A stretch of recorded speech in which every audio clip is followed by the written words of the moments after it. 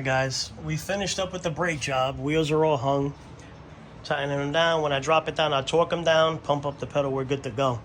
Now I'm changing this. Good old New York.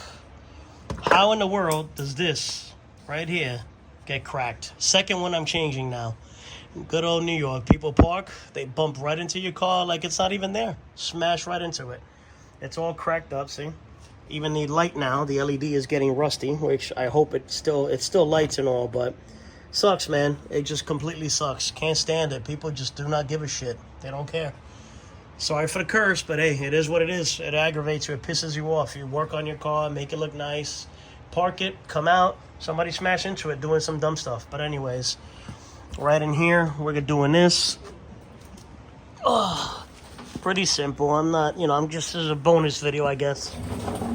You got to reach it from back here. It's all the way up there.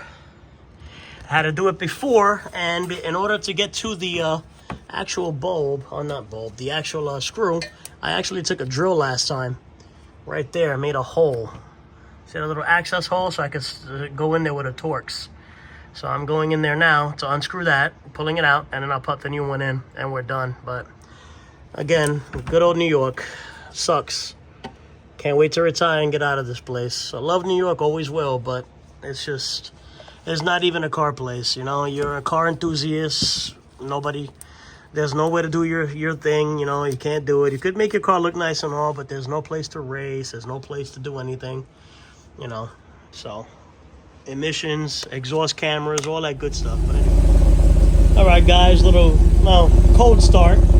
I didn't catch it on the video, but it is running. New lenses in, no cracks, looking good, and that's that. Alright guys, thanks for watching. Till next time, like, subscribe, all that good stuff. We'll get better.